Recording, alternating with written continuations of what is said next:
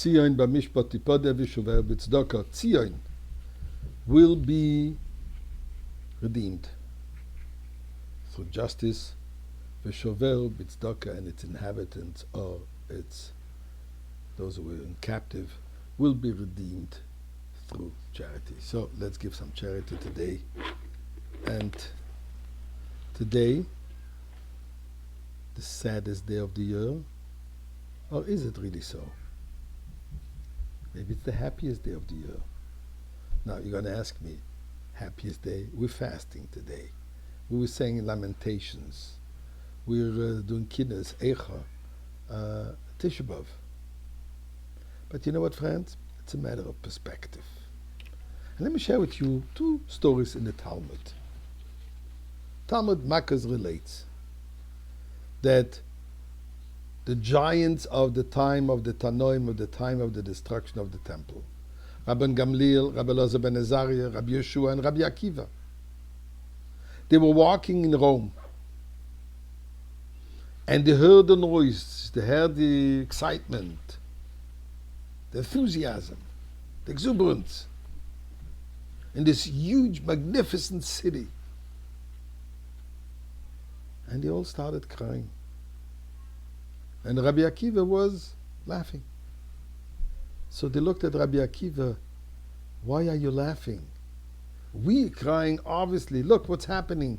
People who are idol worshippers, people who are obviously not God-fearing. And look at the pleasure, look at the luxury, look at the success they have. And we have a destroyed temple.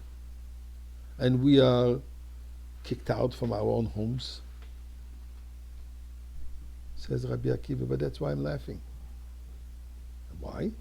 Because just imagine for a moment, if God rewards for whatever reason people who are not following His decrees, so they must have done something right and therefore they deserve their reward. So how much more so we, who we follow the godly lifestyle, the godly commandments, certainly we will be rewarded. Then the Gemara tells the following story. Again, the very same rabbis, luminaries of the time, they ran up to Jerusalem.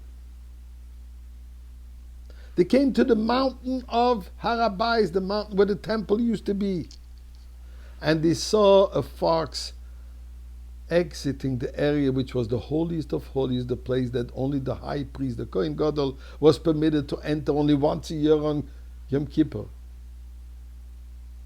And they all broke out in tears.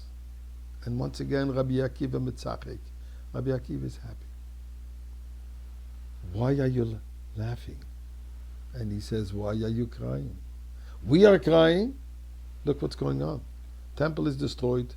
The place where godliness used to be present here on the earth, that no one was allowed to enter, or anybody would come close would just pass on because the presence of God was so intense, so revealed.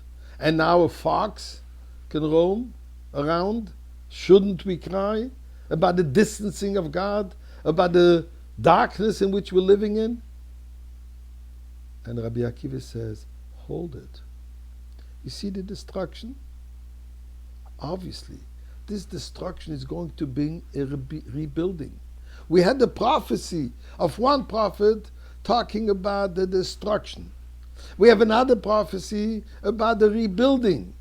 So now that we see that the prophecy of the destruction has been fulfilled, obviously that the prophecy of the rebuilding will be fulfilled. And remember, the rebuilding will be so much greater, so much more powerful, so much more beautiful, not just in the physical sense. True, the Beis Hamikdash was the most magnificent building ever existed, as the Gemara says. But we're talking over here about the godly revelation, which is going to be so much greater. We're going to get the new teachings of the Torah, Torah Chadash V'Mitetze, the Torah that is going to be revealed by Mashiach himself, which is way beyond of anything that we're having till now. Says Rabbi Akiva, instead of focusing on the here, on the now, on the present, on the pain, on the sorrow, on the destruction, see what's behind it. Look behind the forest. Behind the forest there's a beautiful sun shining. Behind the forest there's a beautiful new world emerging. Focus on that. And the Talmud concludes. When they heard those words from Rabbi Akiva, he says, Akiva, nichamtonu, you have comforted us. Akiva nichamtonu, you have comforted us. They agreed with him. Because he put it into perspective. Today, yes, it's a sad day, we're fasting, but let's not focus on the fasting, let's focus on the feasting which is coming out of it, which is so much greater than everything we have known till now. The only thing we're asking Eibishter, do it right away.